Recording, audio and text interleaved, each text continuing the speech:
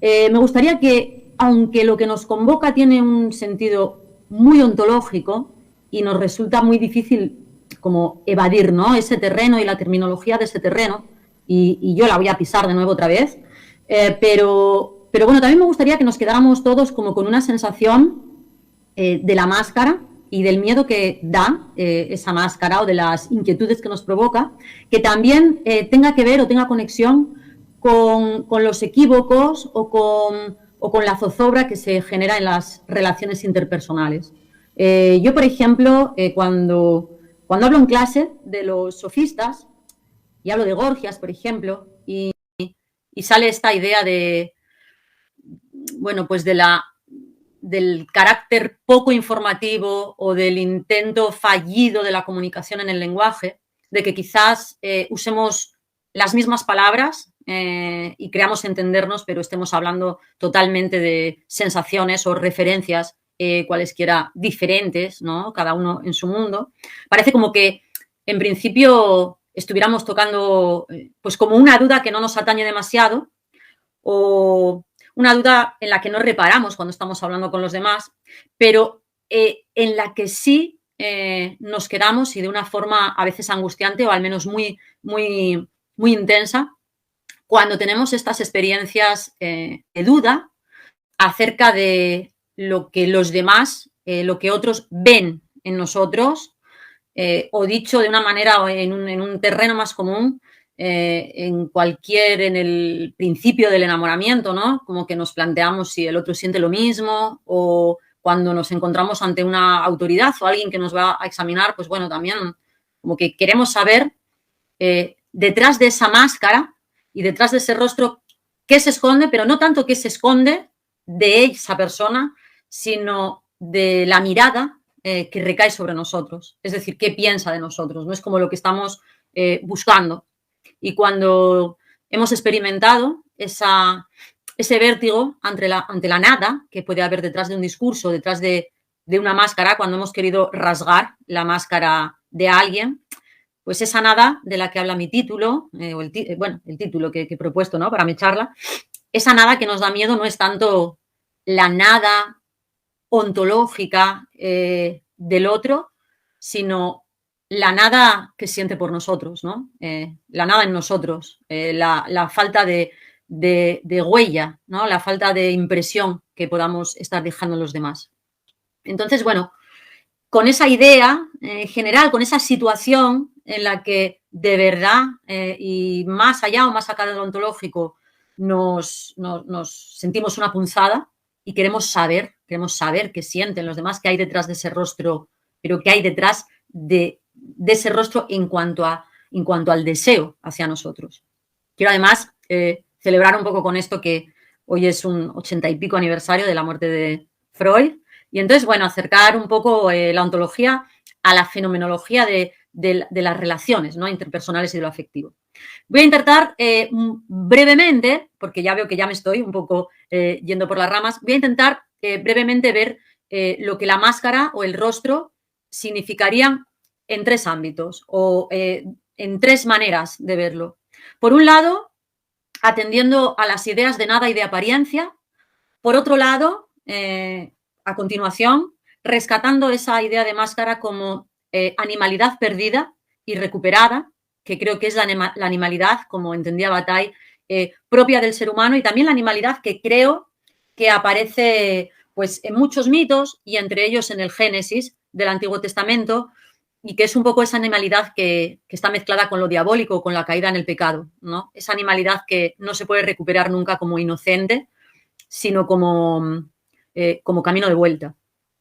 Y en último lugar, y bueno, ya para dejarlo ahí como la sugerencia al diálogo, querría hablar también del miedo a la ideología como sobredeterminación de la subjetividad. Es decir, hablar un poco de la ideología, de la imagen del mundo, de las ideas que nos hacemos sobre nosotros mismos y sobre la sociedad que habitamos, y ese miedo a que realmente no encontremos nada más verdadero, ¿no? Nada detrás de esa ideología, en el sentido más altuseriano, en el sentido marxista incluso, que es un poco la ideología como el falseamiento, como la impostura. Entonces, bueno, de estas 3 maneras voy a intentar como acercarme a la idea de máscara, ya digo, recogiendo también un montón de hilos que los ponentes anteriores fueron dejando. Cuando hablamos de la nada, yo no puedo dejar de pensar en Parménides, y supongo que todos los demás estáis también un poco parados ahí, porque me parece insuperable esa condición parmenidia. Parece que no se puede pensar algo así como la nada o el no ser. El ser es y el no ser, o eso que llamamos nada, no es, y por tanto no habría mucho más que decir sobre ello. Sin embargo, en nuestro lenguaje cotidiano usamos muy a menudo la palabra nada, buscamos en una habitación o buscamos en un cajón y decimos nada, no hay nada. Y nos estamos refiriendo no a que se abra un vacío, sino más bien a que no hay nada de lo que buscamos. Puede haber un montón de cosas. Puedes estar lleno, ¿no? Y rebosante ese cajón o esa habitación, pero no hay nada de lo que estábamos buscando. Creo que cuando queremos mirar detrás de una máscara o rasgar el rostro, con el miedo a que no haya nada, es a que no haya nada de lo que buscamos. Por eso también antes hablaba, que no haya nada quizá de ese deseo que soñamos compartir o de ese mutuo aprecio o de ese reconocimiento, al fin y al cabo, que necesitamos, ¿no? Como para seguir viviendo entre los demás. Entonces, la nada no sería la nada, sino que sería, pues, en realidad todo el ser, ¿no? Todo lo demás excepto lo que buscamos, que es lo que nos interesa encontrarnos. En este mismo sentido, y bueno, es un comentario triste, pero nos puede servir para seguir centrándonos, ¿no?, en el tema que nos convoca. Es una autodefinición que escucho mucho a muchos adolescentes de los más jóvenes que dicen no valer para nada, ¿no? Como así, de la que llegan al instituto, bueno, como no esperes nada de mí porque no valgo para nada. Y un sujeto que dice algo así es como alguien que se ha convencido de que de entre todas las actividades que conforman su acción, pues ninguna es apreciable. Porque una vez que se les pregunta, no sabes hacer nada o no te gusta nada, sí, hay un montón de cosas que les gusta hacer, juegan bien al fútbol, se les dan bien los videojuegos, pero consideran que eso es nada. De esta manera también encontramos la nada como algo que no es intercambiable o que no nos parece intercambiable pues por un salario, por un beneficio, o como un montón de aptitudes que podemos tener pero que no nos sirven para negociar con el afuera, para negociar con los demás, para tener algo que ofrecer que les sirva a los otros. Muy cercano a la nada se encuentra la apariencia, al menos en este sentido en el que yo he querido situar, ¿no?, la nada casi en nuestro lenguaje cotidiano. La apariencia se suele comprender, como ya han dicho otros ponentes que me han precedido. Bueno, se suele entender la apariencia o lo meramente apariencial como impostura, como mascarada, como un modo de ocultamiento, cuando en realidad frente a esa forma de concebirlo encontramos que la apariencia es justamente un modo de aparecer, es decir, un modo de presentarnos, un modo de mostrarnos. Entonces, también quiero hacer pues bueno, un alegato en favor de la apariencia como algo positivo y como algo que de hecho no puede ser superado, ¿no?, pero que ya es mucho, es mostrarse, aparecer es dejarse ver, es dejarse oír, dejarse tocar. Entonces la apariencia no es falsedad, sino que es un límite del conocimiento, casi como en el sentido kantiano, ¿no?, de fenómeno. No tenemos el punto de vista de Dios, no podemos reunir todos los lados, todas las dimensiones, no podemos ver ni siquiera una mesa, un zapato, desde todos sus ángulos al mismo tiempo. Y sentimos que lo único que podemos hacer es desplazarnos, modificar nuestra localización, nuestro punto de vista, y ir mirando desde otro lado, pero de forma consecutiva, no al mismo tiempo. Entonces, no es solo mirar por más lados lo que ansiamos o lo que nos es posible hacer, sino que también podemos dejar lo mismo, ¿no?, pero dicho de otra manera, que las personas y que las cosas nos afecten de más formas, ¿no? Lo mismo que podemos rodear un objeto y mirarlo desde varios ángulos. También podemos dejarnos ver de diferentes maneras. Podemos dejarnos encontrar por sorpresa. Podemos, bueno, estar en disposición de recibir la realidad y las cosas de la afuera, y entre ellas especialmente las personas, en diferentes disposiciones, una diversidad de disposiciones en la recepción, ¿no? Y de esta manera, bueno, pues lograr entender que no hay personas, ni cosas, ni animales meramente aparienciales, sino como mucho miradas planas o demasiado acomodadas, lo cual no es algo sin relevancia, porque justamente este mirar solo por un lado o no buscar otras perspectivas o no dejarnos afectar de nuevas maneras es el principio de toda una construcción por nuestra parte de estigmas, de prejuicios y de tópicos, ¿verdad? Como que exigimos demasiado a lo que se nos muestra y, sin embargo, exigimos muy poco a nuestro propio juego de perspectivas, ¿no? A nuestra plasticidad en la perspectiva. Exigimos poco movimiento de nuestra parte. Las cosas no son unidimensionales y, sin embargo, las relaciones sí pueden caer en la pobreza, en el vacío, sí pueden ser empobrecidas, ¿no?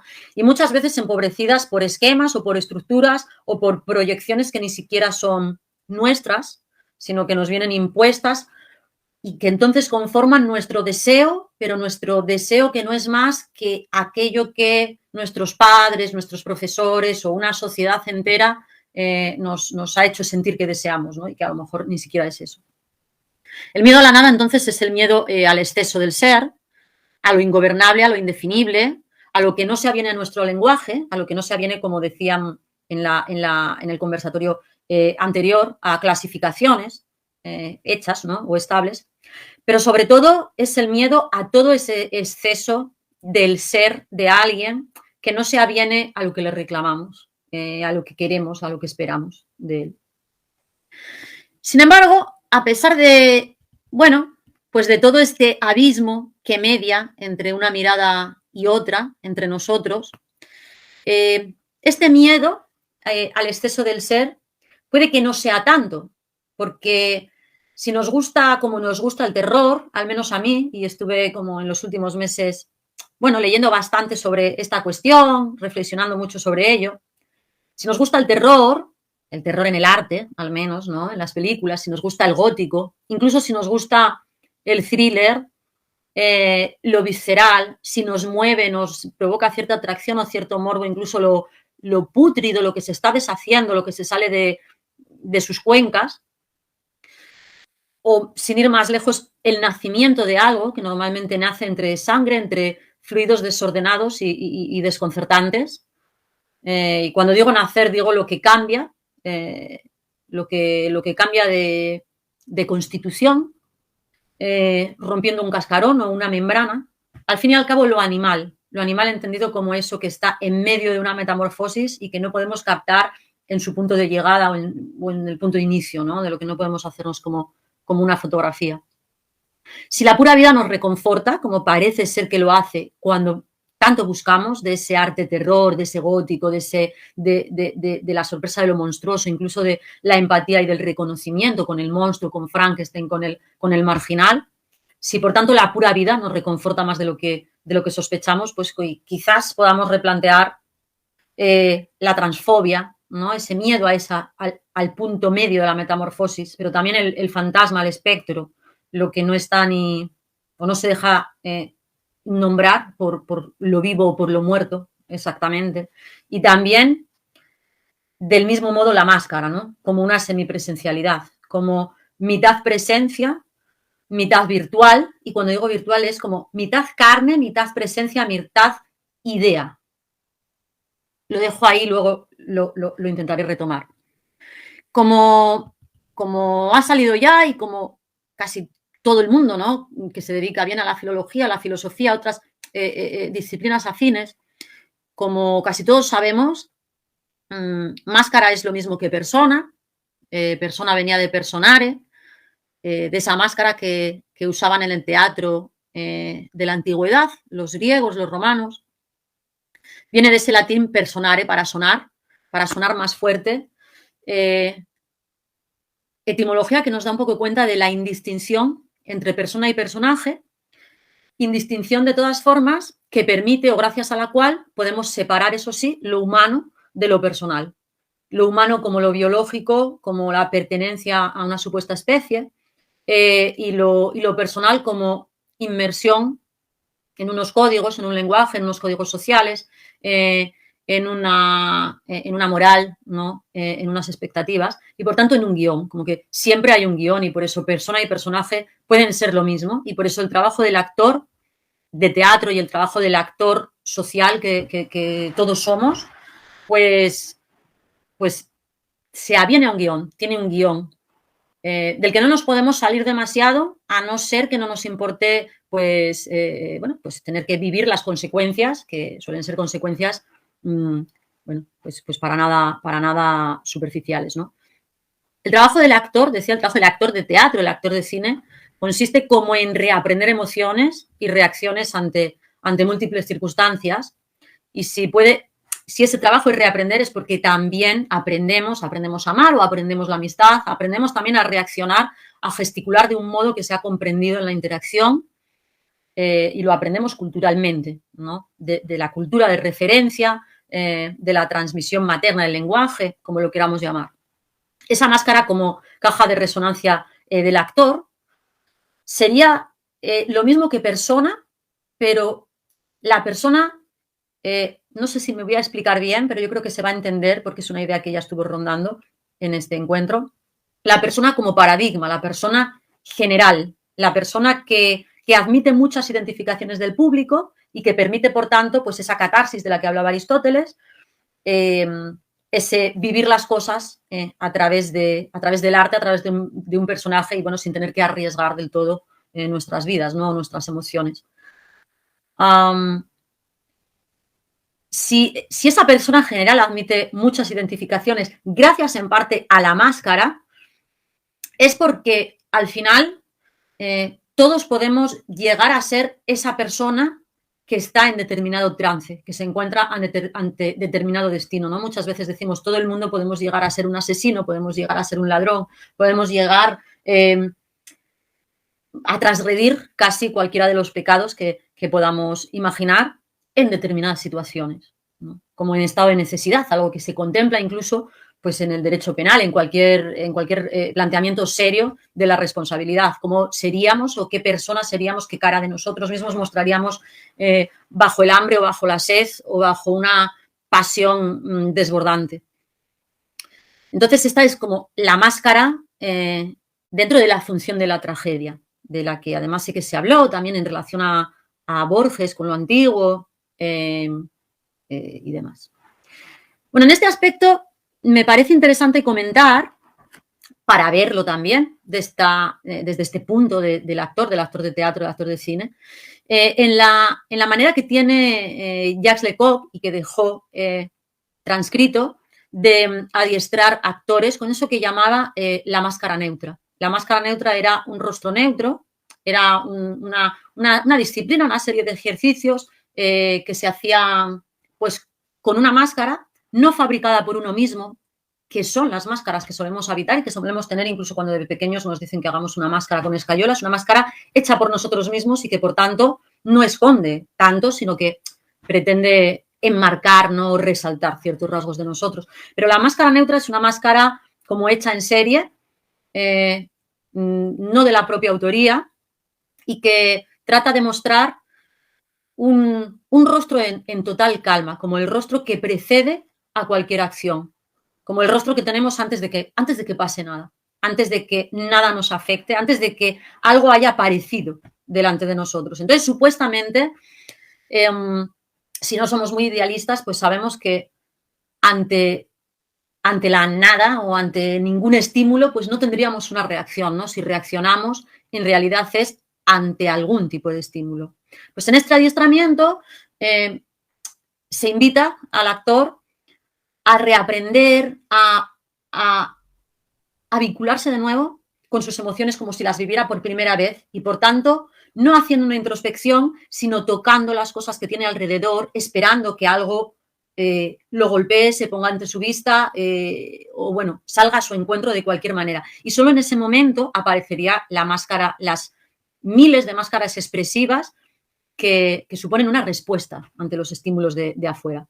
La máscara neutra, entonces, sería como el instante cero de cualquier expresión, porque cualquier expresión es no más que la reacción ante las cosas de afuera y no tanto ante un pasado nuestro o ante un estado de ánimo que queramos evocar, ¿no? Sino que más bien, para poder ser expresivos ante un público, pues necesitamos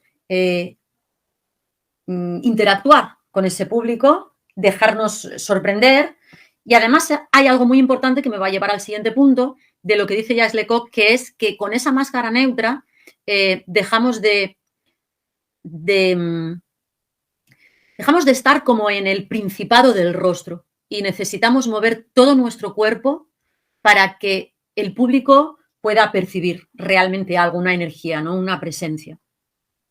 Esto me lleva al siguiente punto, que era el de la animalidad perdida y recuperada, y de la que hablaron Simón Marini y Marco Báez en más de una ocasión en este encuentro. Y por lo tanto tampoco es que vaya a decir yo muchas más cosas, sino que, bueno, como decía antes, intentaré pues decirlas de otra manera. Cuando hablo de la máscara como recuperación de la animalidad perdida, pues nos puede ser útil retrotraernos un poco a las primeras máscaras que, según la arqueología, encontramos, ¿no? No a las primeras que hay, pero a las primeras que encontramos, que datarían como de 9.000 años atrás, al menos, que pertenecerían al Neolítico y que en la interpretación de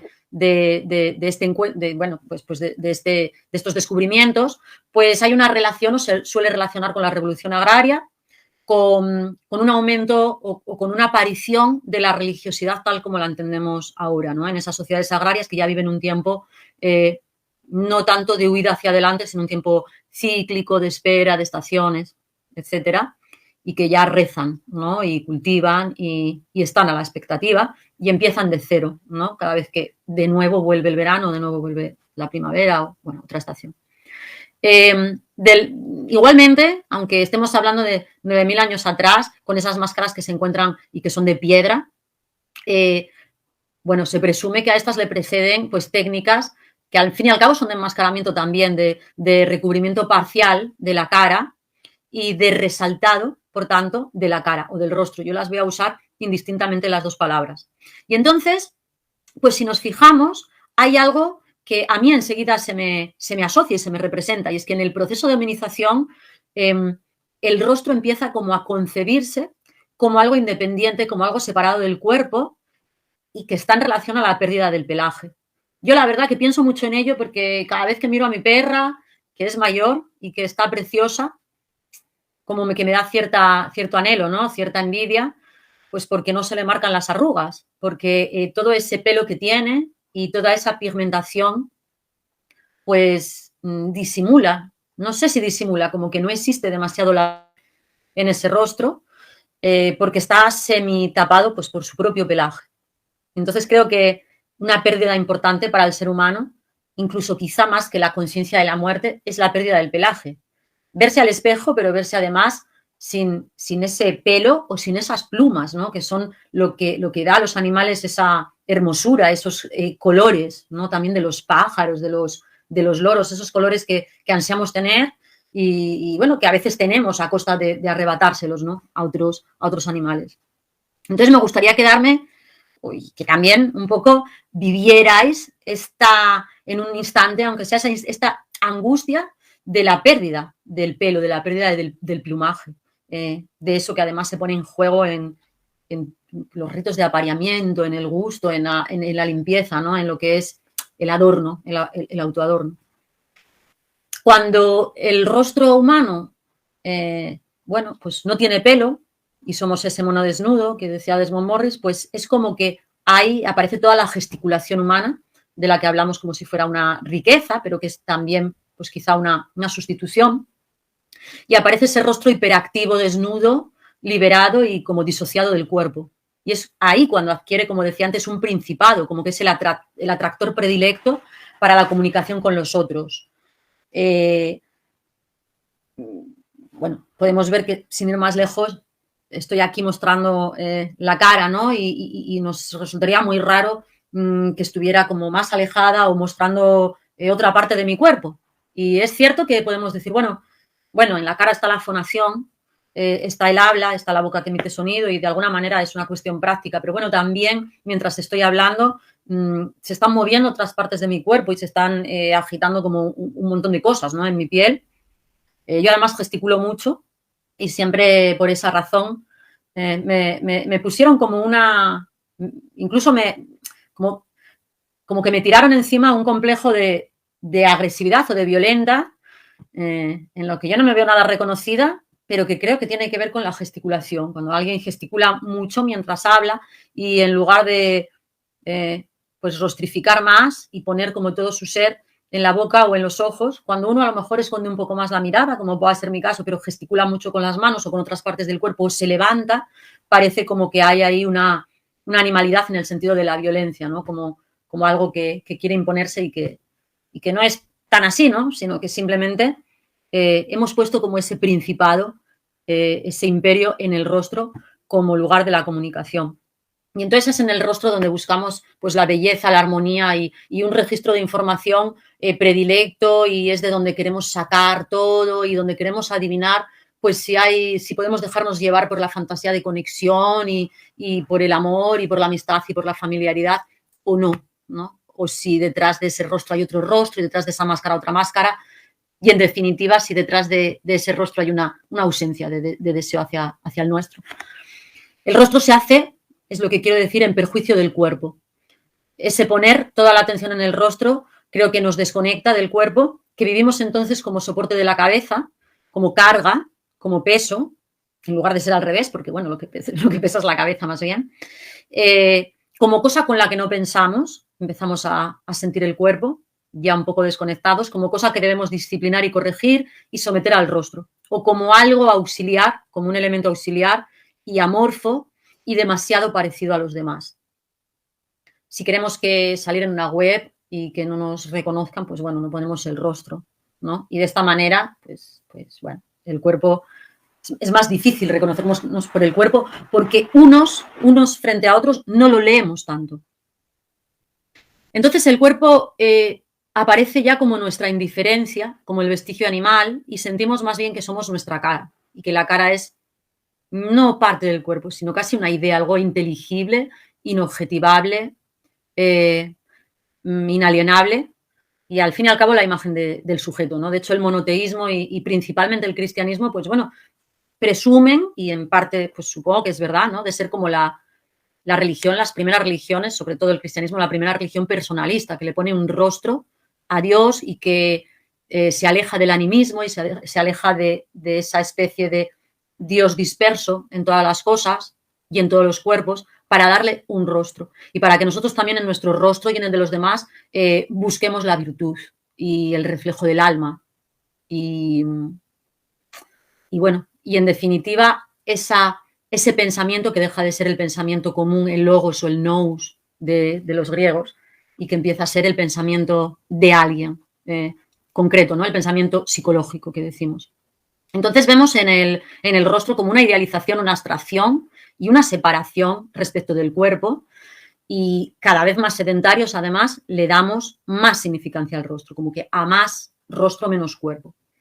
El rostro sería entonces, bueno, pues la efectuación de la máscara, y la máscara no esconde, sino que sobreexpone esta pequeña parte de nosotros mismos, o esta pequeña parte de nuestro cuerpo que ya no sería el cuerpo. Por eso digo que la máscara creo que se juega de muchas maneras pues la relación con esa animalidad perdida y recuperada, y por eso también la máscara pues en la mayor parte de los ritos está pues fabricada con pieles, con plumas y con elementos animales que nos parecen arrebatados, ¿no? O también con, bueno, como el maquillaje, como el tatuaje, con los cuales queremos pues recuperar esos contornos de los ojos, esas pestañas que tienen los animales, que tiene un jaguar, que tiene un tigre o que tiene un perro, ¿no? Esa pigmentación del pelo. La máscara es un hecho universal que aparece en todas las culturas, pero que aparece con mucha relevancia ya no solo en el uso, sino en el proceso de fabricación, como decía antes. La fabricación de la máscara con la que luego vamos a bailar o vamos a actuar tiene también como una religiosidad, como algo de comunicación con lo extraordinario, el momento de hacer las máscaras. Como que reúnen lo divino, lo natural, la creación, la concreación de nuestra propia imagen hacia el exterior y, por tanto, nos habla un poco de las materias primas presubjetivas, de las materias primas con las que nos hacemos, ¿no? En estos ritos, entonces, pues hay un redescubrimiento de nuestra animalidad, pues bueno, esto a través de anhelos estéticos, centrados sobre todo eso, en el plumaje, en el pelaje, y que no son tanto una máscara como careta, que es otra cosa y que tiene otra etimología, también sabemos. La careta tiene más que ver como con una suplantación, pero la máscara es un adorno, como el sombrero, como el tocado, algo que quiere, que pretende llamar la atención sobre esta parte.